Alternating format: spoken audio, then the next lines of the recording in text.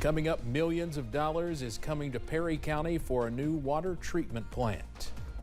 Dedicated to Eastern and Southern Kentucky, this is WYMT Mountain News at 11.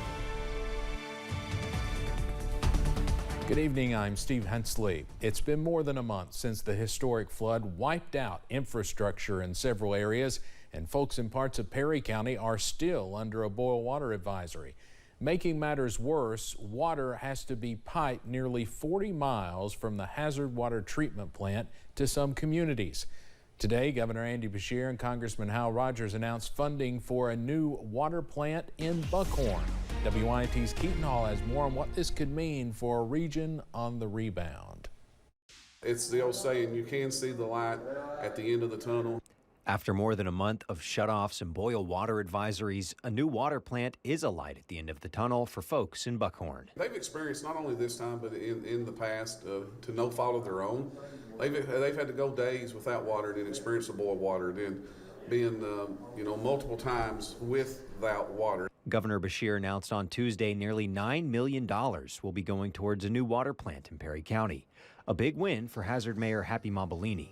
I've been the mayor for like 3 years. And as soon as I won, I talked to the commission and I went and met with Judge Alexander. I said, what can we do to fix our water system?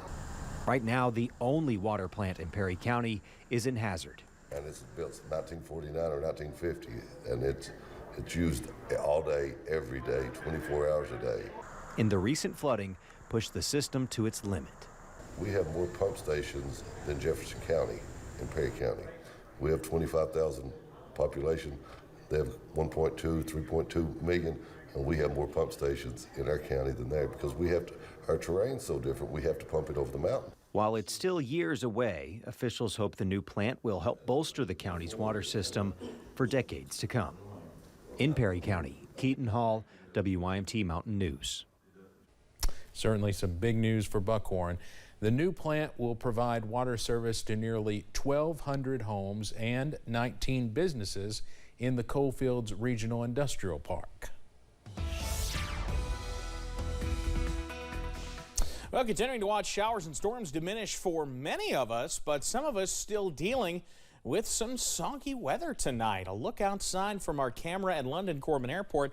You don't see a whole lot of light out there, but you do see some wet tarmac out there at the airport. Yeah, they've been dealing with some rain. You see a few showers continuing into southern portions of Knox County, or southern portions of Clay County into eastern Knox County and northern Bell County. Zooming in, a little thunderstorm that's been moving through that region. It actually prompted a flood advisory for parts of Knox and Laurel County for about a little less than 45 minutes now. They've seen nearly 2 inches of rain this evening, so quite a bit of heavy rain continuing to move on through. The good news, that is exiting and diminishing in intensity tonight. Temperatures remain mild, upper 60s, low 70s. And we're only down into the mid-60s tonight, having to watch some of that patchy fog. The details on when we could see a return to some quiet weather coming up in just a bit. Steve? All right, Evan, thank you. Governor Andy Beshear visited Perry and Floyd counties today, bringing news of expanded flood relief efforts. The state received more travel trailers to offer temporary housing to folks in eastern Kentucky impacted by the late July flood, with around 100 added to the fleet of the 300 brought to the Commonwealth. More families are now able to apply for temporary housing. It's an effort that Governor Beshear says is all thanks to leaders in Louisiana. And the only cost we're going to have is transporting them from New Orleans. It is an incredible gesture by them, and it's going to help people get that roof over their heads, and that stability over the next 6 months to a year. Today, one of the men staying in one of the travel trailers shared his story. You can find more about that on our website. The governor says this is not a fix for the region, but a boost for the families. Students at Robinson Elementary and Buckhorn walked through the doors of their new school building today, the old A.B. Combs Elementary. Principals at both schools say it feels great to have the students back in the classroom with their teachers, and one senior at Buckhorn says she's been overwhelmed by the generosity from her teachers during this hard time. A lot of my teachers have reached out to me and asked me if I needed anything. A lot of people have been very generous about just asking me what I need, just clothes or just maybe somebody to talk to, like a little bit of cash, whatever it may be. They're very genuine, and I feel like every single teacher really cares about us. Of course, Buckhorn and Robinson heavily damaged by the flood. Napier says she's been at Buckhorn all her life and she knows they are strong enough to get through this together. Midterm elections are an opportunity for Eastern Kentuckians to select who they think should lead their communities, which local officials say is even more crucial now following the flood. But with so many people unable to travel due to losing their cars or because of damaged roadways, election officials say they are concerned about voter turnout. Just have to tell them in newspaper, TV, radio, people come and vote. If you can, if you can't, let us know. We'll come and help. We'll come and get you.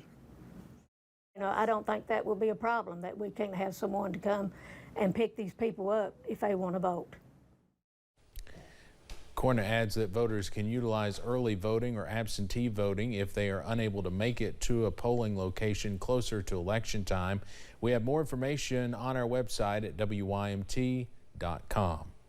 Kentucky State Police are investigating a deadly crash that happened on the Mountain Parkway.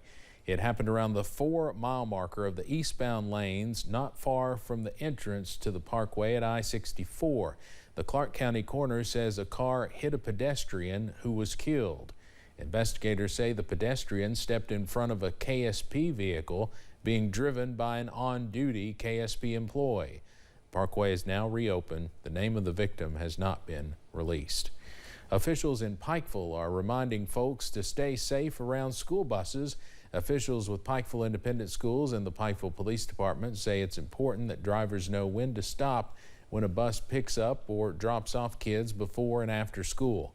Public Information Officer Tony Kahn says these laws are strictly enforced in the city of Pikeville and drivers need to take extra precautions around those times. With children involved, we step it up. We want everybody's child, county, city, does not matter, to be safe when they're getting in off the bus. So just take the time, put your phone down for a few minutes, and pay attention to the highway and pay attention to the surroundings, and I think everything will be a lot better.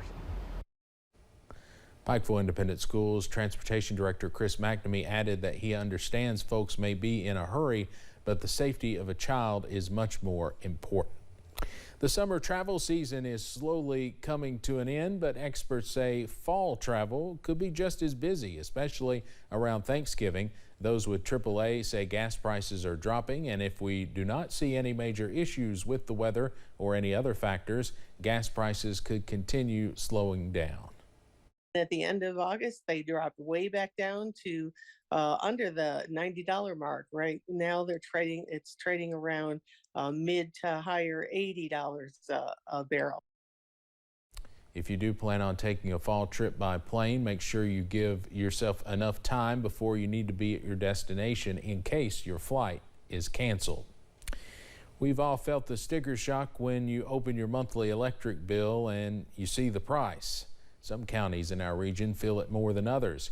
Eastern Kentucky is known for having some of the highest reported electrical bills. As Kimberly Keege reports, saving money can be easy with a couple of do-it-yourself projects. New data shows Eastern Kentuckians pay the most for their electricity bills. That's according to the Energy and Environment Cabinet Affordability Tool, which compares utility costs county to county. Kenya Stump, the Director of Energy Policy, blames older homes as the culprit. We're talking about less efficient heating and cooling systems, windows, doors, insulation, building envelope, all of those things kind of, as the house gets older, or if it's a manufactured house, tend to be not as efficient as some other houses. So that's really where that consumption is going. It's leaking. Monthly bills in Pike and Boyd counties had the most expensive bills statewide, averaging a little more than $147, according to the EEC data. Getting started on your savings can be pretty simple. It's as easy if you're not home during the day, turn your thermostat up. There's a lot of DIY projects that homeowners can do by just saying, hey, where do I have a leak? Where caulking up my windows, insulation, looking at places where the cool air is leaking out. Helping families to cut cost to save down the road. Kimberly Keggy, WSAZ News Channel 3. More than a dozen counties in eastern Kentucky top the list for the most expensive monthly electric bills based on data from 2020, the latest available. Coming up on Mountain News at 11, President Biden gathers his cabinet for a post-summer break meeting. And a Florida federal judge has sided with former President Trump on his request to have an outside expert examine the documents the FBI seized from his Mar-a-Lago home. Plus, our stormy pattern looks to continue even as we head deeper into September. Full breakdown coming up after this.